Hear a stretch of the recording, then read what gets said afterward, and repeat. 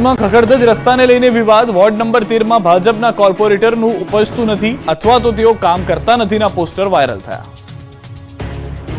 સુરત શહેરમાં રસ્તાની બિસ્માર હાલતને લઈને વિપક્ષ દ્વારા સતત આક્ષેપો થઈ રહ્યા છે, પરંતુ એ પણ એટલી જ વાસ્તવિકતા છે કે ભાજપના કાર્યકર્તાઓમાં પણ અંદરો અંદર ભારે રોષ જોવા મળી રહ્યો છે. રસ્તા બાબતે ભાજપના કાર્યકર્તા કે નેતાઓ ખુલીને કંઈ બોલી નથી શકતા, પરંતુ રસ્તાની સ્થિતિ ખૂબ જ દયનીય છે તેવું તેઓ પણ માને છે. એમાં કોઈ બેમત નથી. તેનો આ પોસ્ટરો પુરાવા છે. વોર્ડ નંબર 13 ના કાર્યકરોના ગ્રુપમાં સ્થાનિક કોર્પોરેટરની ઇમેજ વાયરલ કરવામાં આવી. વોર્ડ નંબર 13 માં એક ગ્રુપ બનાવવામાં આવ્યું છે, જેમાં સ્થાનિક કોર્પોરેટરના ફોટા મૂકવામાં આવ્યા, જેમાં નીચે લખવામાં આવ્યું છે કે રોડ રસ્તાનો ઝડપથી કોઈ કામ પૂર્ણ કરો, લોકો ગાળો આપે છે, નહીતર રાવણ દહનના દિવસે કોર્પોરેટરના પુતળાનું દહન કરીશું.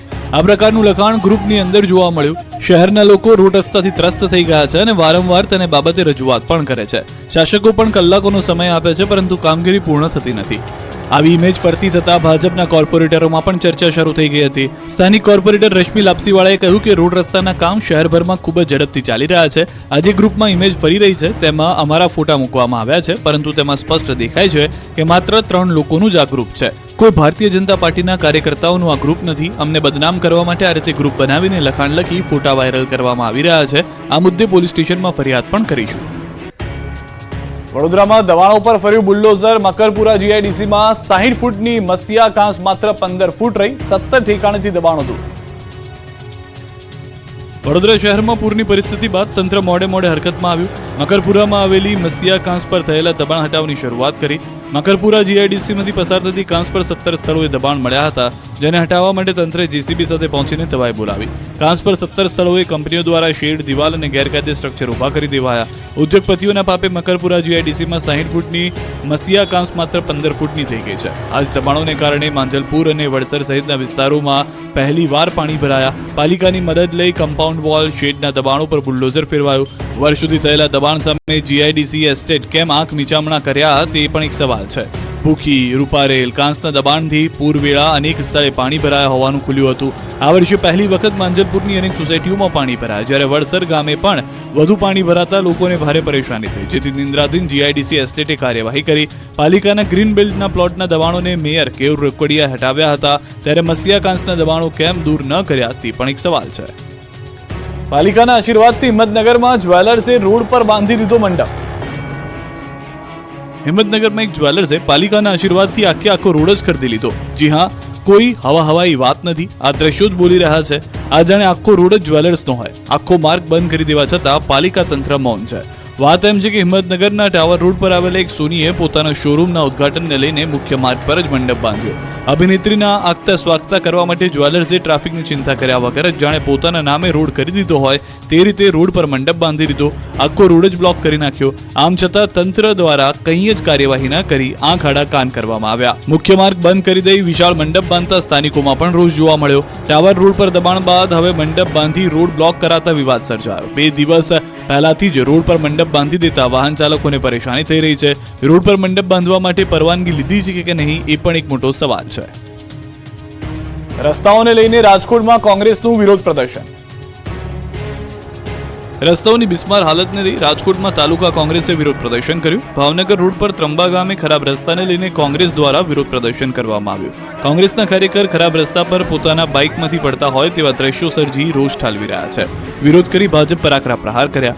રાજકોટ શહેર અને આસપાસના વિસ્તારમાં રસ્તાઓની હાલત બિસ્માર સ્થિતિમાં છે, ત્યારે ભાવનગર હાઈવે ઉપર ત્રંબા ગામે ખરાબ રસ્તાને લઈને કોંગ્રેસ દ્વારા વિરોધ કરવામાં આવ્યો. કોંગ્રેસના કાર્યકરોએ ભાજપનો ખેસ પહેરીને વિરોધ કર્યો. મસમોટા ગાબડામાં ભાજપ વિકાસના ઝંડા લગાવ્યા હતા. કોંગ્રેસના કાર્યકરોએ ખરાબ રસ્તા પર પોતાના બાઇકમાંથી પડતા હોય તેવા દ્રશ્ય સર્જીને લોકોને કેવી હાલાકી પડે છે તે દર્શાવવાનો પ્રયાસ કર્યો. મહત્વનું છે કે ભાવનગર હાઈવે પર અલગ અલગ જગ્યાએ હજુ પણ ખાડાઓ જોવા મળી રહ્યા છે, ત્યારે કોંગ્રેસ દ્વારા વિરોધ પ્રદર્શિત કરવામાં આવ્યો હતો. સાળંગપુર રેલવે અંડરબ્રિજમાં મસમોટા ખાડાઓનું રાજ હજી પણ યથાવત છે. બોટાદનો મુખ્ય પ્રવેશ દ્વાર એવા સાળંગપુર રેલવે અંડર બ્રિજમાં મસમોટા ખાડાઓનું રાજ છે. આ અંડરબ્રિજમાં બારે માસ પાણી ભરાયેલું રહે છે, જેથી અવરજવર કરતા રાહદારીઓને હાલાકી પડી રહી છે. બ્રિજ પર પડેલા ખાડા અને ભરાયેલા પાણીથી અનેક અકસ્માતો સર્જાઈ ચૂક્યા છે, તો અનેક વાહનો બંધ થતા લોકોની ઈજાઓ પણ પહોંચી છે. આ તરફ તંત્ર બ્રિજના સમારકામની જગ્યાએ બ્રિજ પર ચિત્રકામ કરાવી રહ્યું છે, જેને લઈ લોકોમાં આક્રોશ જોવા મળી રહ્યો છે. હકીકતમાં આ બ્રિજને ચિત્રકામની નહીં પરંતુ ખાડા પૂરવાની જરૂર છે તેવી લોકો માંગ કરી રહ્યા છે, અને લોકો દ્વારા કરવામાં આવેલી રજૂઆત કોઈ સાંભળી પણ નથી રહ્યું. મહુવાના બોરડા ગામના પુલ પર ફસાયા અનેક વાહનો, લોકોના જીવ તાળવે ચોંટ્યા.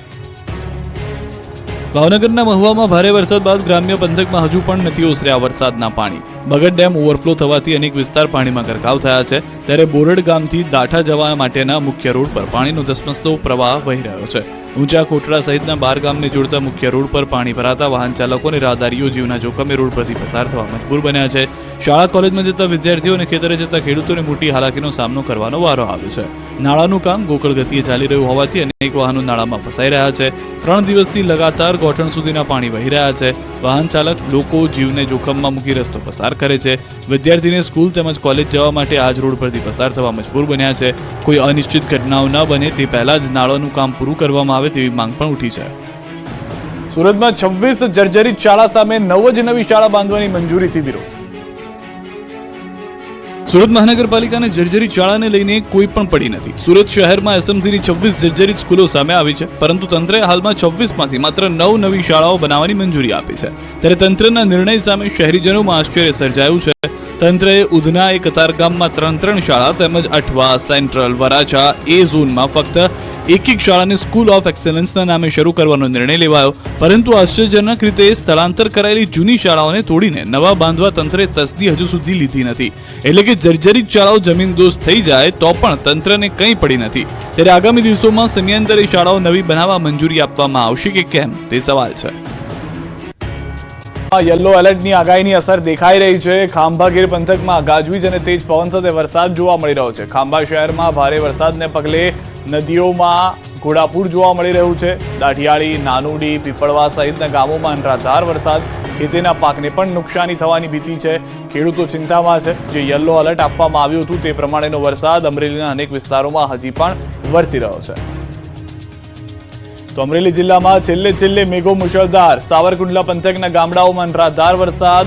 આદસંગ, દોલતી, ભમ્મર, મિરિયાણા ગામોમાં વરસાદ. ચોમાસાના છેલ્લે મેઘાવી માહોલ જામ્યો છે. ખેડૂતોના ખેતીના આગોતરા પાકના નુકસાનની ભીતિ સેવવામાં આવી રહી છે. પરિસ્થિતિ આપ જોઈ રહ્યા છો કે હજી પણ વરસાદ જે છે તે યથાવત જોવા મળી રહ્યો છે સૌરાષ્ટ્રના કેટલાક વિસ્તારોમાં. ખરીદતા પહેલા સાવધાન. નડિયાદમાં કાળા મરીમાં કાળા કારનામા પકડાયા.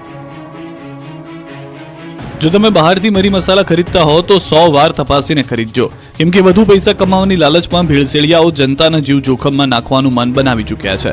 એમાં પણ ભેળસેળ અને નકલી ચીજવસ્તુઓનું હબ બની ગયું છે નડિયાદ.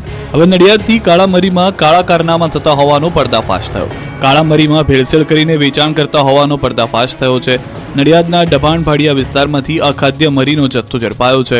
ફૂડ એન્ડ ડ્રગ્સ વિભાગે બાતમીના આધારે દરોડા પાડ્યા હતા. મેસર્સ જય અંબે સ્પાઇસીસમાંથી મળ્યો છે અખાદ્ય જથ્થો. આશરે 9 લાખનો 2600 કિલો જથ્થો કરાયો જપ્ત.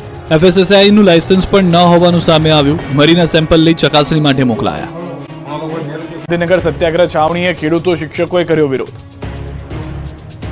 ગાંધી જયંતિએ વિવિધ માંગોને લઈને ગાંધીનગરમાં સત્યાગ્રહ છાવણી ખાતે ખેડૂતોએ બેનર સાથે ધરણા કર્યા. રાજ્યના અલગ અલગ વિસ્તારોમાંથી ખેડૂતો સત્યાગ્રહ છાવણી ખાતે એકઠા થયા. બળજબરીપૂર્વક વીજપોલ માટે જમીન સંપાદન ન કરો, કૃષિ નીતિ બનાવી નાણાકીય જોગવાઈ કરવા સહિતની માંગ સાથે રજૂઆત થઈ. આ સાથે ખેડૂતના દીકરા દીકરીઓને સરકારી ખર્ચે ઉચ્ચ શિક્ષણની વ્યવસ્થા કરવા માંગ કરાઈ. માંગ નહીં સ્વીકારવામાં આવે તો આગામી સમયમાં ગામડે ગામડે ખેડૂતો એકઠા થઈ વિરોધ કરવાની ચીમકી ઉચ્ચારી ચૂક્યા છે. તો રાજ્યમાં જૂની પેન્શન યોજના શરૂ કરવા માટે શિક્ષકો સહિત સરકારના વિવિધ વિભાગના કર્મચારીઓ આંદોલન કર્યું.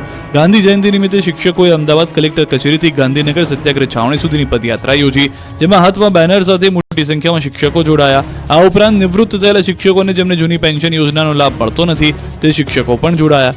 રાજ્યના અલગ અલગ જગ્યાએથી આવેલા શિક્ષકોએ જૂની પેન્શન યોજના શરૂ કરવા માટે સૂત્રોચ્ચાર કર્યા. ત્યારબાદ શિક્ષકોએ હાથમાં બેનર સાથે કલેક્ટર કચેરીથી ગાંધીનગર સુધી ચાલતા જઈને પદયાત્રા યોજી હતી. આ રેલીમાં મોટી સંખ્યામાં રાજ્યભરમાંથી આવેલા શિક્ષકો જોડાયા. રેલીમાં નિવૃત્ત અને દિવ્યાંગ શિક્ષકો પણ જોડાયા. અગાઉ જે પગારના 50% રકમ પેન્શન મળતી હતી તે જ રકમ ફરીથી શરૂ કરવા માંગ કરવામાં આવી છે. 7 સિંહ નગરચર્યાએ નીકળ્યા. કોણે કહ્યું કે સિંહના ટોળા ના હોય? આ દ્રશ્યો જોઈ તમારી માન્યતા ખોટી પડશે. સિંહના ટોળા હોય તેવું તમે પણ કહી ઉઠશો. અમરેલીના ધારીમાં એક સાથે 7 સિંહ નગરચર્યાએ નીકળ્યા. શિકારની શોધ અને વરસાદની સિઝનના કારણે ધારીના જંગલમાંથી સતત સિંહો બહાર લટાર મારવા નીકળી રહ્યા છે. ત્યારે ધારીના પરબડી ગામે 1-2 નહીં 7 સિંહે ધામા નાખ્યા. ગામના રેલવે ફાટક પાસે એક સાથે 7 સિંહનું ટોળું જોવા મળ્યું. ફાટક નજીકથી પસાર થતા કેમેરામાં કેદ થયા. સિંહોએ રોડ પર કબજો કરી લીધો. રોડની બંને સાઈડમાં રોયલ લટાર મારવા નીકળ્યા હોય તેમ બિંદાસ ફરતા જોવા મળ્યા. રોડ પર સિંહ આવી જતા થોડીવાર માટે વાહન વ્યવહાર બંધ થયો. વાહન ચાલકો અટકી ગયા. દિવસે ચોરીની ઘટનાઓ વધી રહી છે. તસ્કરો બેફામ બની ગયા છે. ધોળા દિવસે પણ બાઇક ચોરીની ઘટનાઓ જાણે સામાન્ય બની ગઈ છે. ત્યારે રાજકોટ શહેરમાં વધુ એક ચોરીની ઘટના જોવા મળી. શહેરના કુંભારવાડામાંથી ઘરની બહાર પાર્ક કરેલી એક્ટિવાની ચોરી થઈ. ચોરીની ઘટના સીસીટીવી કેમેરામાં કેદ થઈ. સીસીટીવી કેમેરામાં સ્પષ્ટપણે જોઈ શકાય છે કે કઈ રીતે શાતીર ચોર સૌપ્રથમ એક્ટિવા પર બેસે છે. ત્યારબાદ ચારે બાજુ નજર કરીને કોઈ જોતું નથી ને તે બાબતે ચકાસણી કર્યા બાદ પોતાની પાસે રહેલ ડુપ્લિકેટ ચાવી વડે એક્ટિવા ચાલુ કરે છે. તેમજ ત્યારબાદ તે સ્થળ પરથી એક્ટિવા લઈ ફરાર થઈ જાય છે. ત્યારે સીસીટીવીના આધારે રાજકોટ શહેર એ ડિવિઝન પોલીસે આરોપીની શોધખોળ હાથ ધરી છે. બનાસકાંઠાના ધાનેરામાં પણ તસ્કરો બેફામ બન્યા. ધાનેરામાં ધોળા દિવસે શોપિંગ સેન્ટરની આગળ પાર્ક કરેલું બાઇક ચોરાયું. બાઇક ચોરી કરનાર શખ્સ સીસીટીવી કેમેરામાં કેદ થયો. સમગ્ર મામલે ધાનેરા પોલીસની જાણ કરાતા સીસીટીવીના આધારે પોલીસે તપાસ હાથ ધરી. બીજી તરફ ધાનેરાની બાજુમાં રાજસ્થાન હોવાથી મોટાભાગના તસ્કરો બાઇક ચોરી કરી રાજસ્થાન તરફ ભાગતા હોવાનું લોકોનું અનુમાન છે. સર્જાયો ગમખ્વાર અકસ્માત, કારનો કચ્ચરઘાણ નીકળી ગયો.